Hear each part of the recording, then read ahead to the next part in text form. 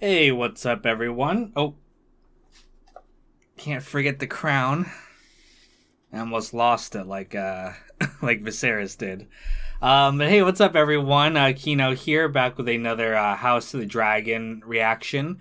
I just watched the eighth episode of the first season, The Lord of the Tides. In this episode, Corlys Valerian, the Sea Snake, he's injured, and we don't know if he's like gonna live or not. We actually don't even see him this episode. I guess he's on a ship on his way back or something, but he's been injured and he might die. So the issue of who is going to succeed him as the head of their family comes up.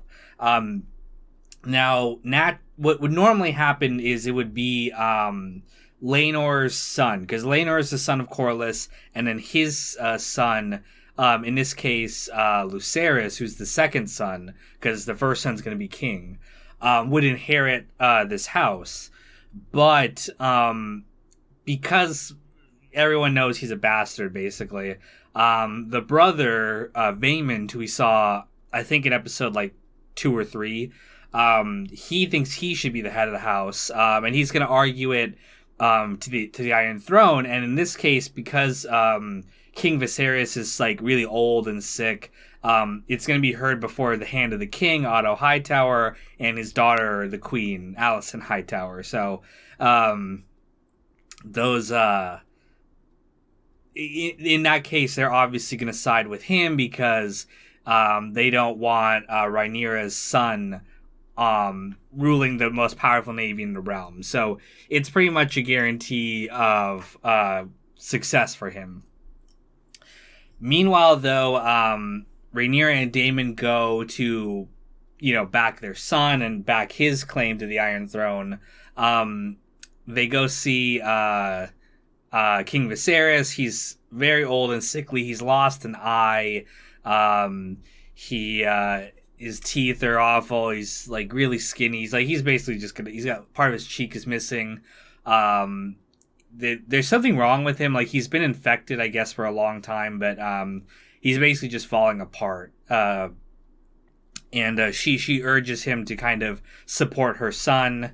They think he's too sick and drug-addled to do anything. But then during the petition, there's this really great moment. It's one of the few I've actually really been like, okay, that's a really cool moment.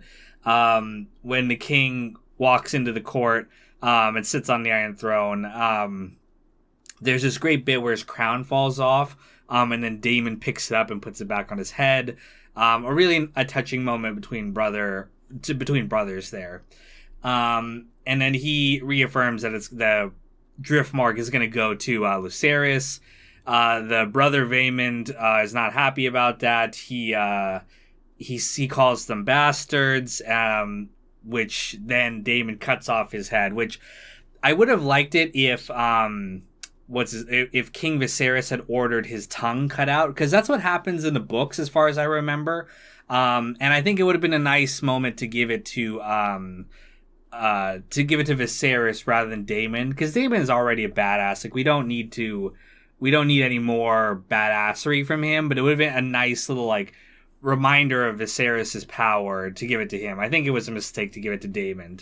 Not a huge deal either way, but that would have been a little bit better. Then they have a dinner together where King Viserys urges them all to just be a family and love each other. Again, a really great moment. It, of course, doesn't work because the families hate each other. This is from the books. Aemon gives us a toast to his nephews, basically calling them strong. Like, he's phrasing it like it's a compliment. But of course, we know that like Strong is the name of Harwin Strong, their supposed father. So he's basically calling them bastards very subtly. So that starts a little bit of a fight. There's this nice moment between Rhaenyra and Alicent where it seems like they're going to patch things up. It seems like they both kind of remembered, that they were friends once, and they're ready to set their grievances aside. But at the end of the episode, Alicent's like taking care of Viserys, and he thinks he's talking to Rhaenyra because he's on drugs. And he's talking to her about the prince that was promised prophecy, and he mentions Aegon, and she thinks he's talking about her son Aegon, when in reality he's talking about the founder of the house, King Aegon from the Aegon the First. You could also possibly think that maybe he's seeing like a prophecy or something of Aegon in Game of Thrones, which is Jon Snow. The only problem is that Game of Thrones fucking dropped the ball when it came to the prince that was promised prophecy, and so the fact that Jon Snow is a secret Targaryen did not matter in that show. Again, they really, really, really fucked up season 8 of Game of Thrones, but and even earlier too. But basically, again, the point is that she hears Aegon and she thinks he's saying that like he wants his son Aegon to be king. So this is an interesting moment. I don't quite remember if it happened this way in the books.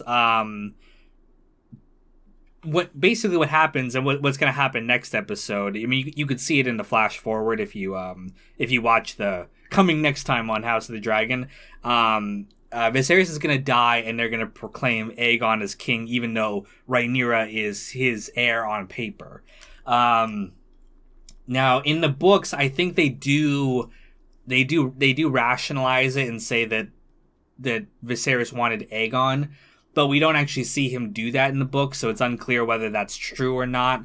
But in this case, they did make it so that Alicent thinks that that's what Viserys wants. So it lends some credibility to her. Again, that's not what he said, but again, she didn't know what he was talking about because he had never told her about the prophecy or anything like that. So we'll have to see how much this whole Prince that was promised thing actually factors into this show. I don't think it's going to factor in that much, and I worry that this element is going to basically kind of be forgotten as it goes on. Maybe intentionally, but like, there's no point in really bringing this up if they're not going to do something with the White Walkers. Although it's hard to say how they would do it. Season 2, they'll have to work something in it with like the Starks or something. The Starks are a part of the Dance of Dragons. Cregan Stark, the old man in the north. But I don't know if they'll work it in. I also worry if they try too much, it'll end up like The Hobbit, where it's like we just threw in some Sauron stuff in here for no reason. So we'll have to see. But yeah, I mean, a good episode in terms of like character. They got camera's a little bit out of focus right now, but they do a lot of stuff. I'm sad that we're gonna say goodbye to Viserys. I think his actor is probably one of the best ones on the show so far. They've done a lot of great stuff with him, but I'm excited to see the dance kind of heat up and where they're gonna go with it. I also have to say, though, that they recast Aegon and Aemond again, all the kids, because they're supposed to be aging. The new Aemond looks like older than Aegon, even though Aegon's supposed to be quite a bit older than him. I don't know. Maybe they should have swapped him around or something, but I don't know. Regardless, it's just a little bit of a weird casting. But I like the new Aemond. I know from the story he's a badass, and this guy kind of looks like it. So we'll have to see where they go with it. But overall, good episode. I enjoyed it. A lot of great character stuff, and the series is really going to start to get cooking here soon. So we got 2 more. The next one's going to be, a lot of drama, and then the finale, which then we can kind of reflect on the season as a whole. So I look forward to watching and recapping those with you guys when they come out soon, and I'll talk to you next week.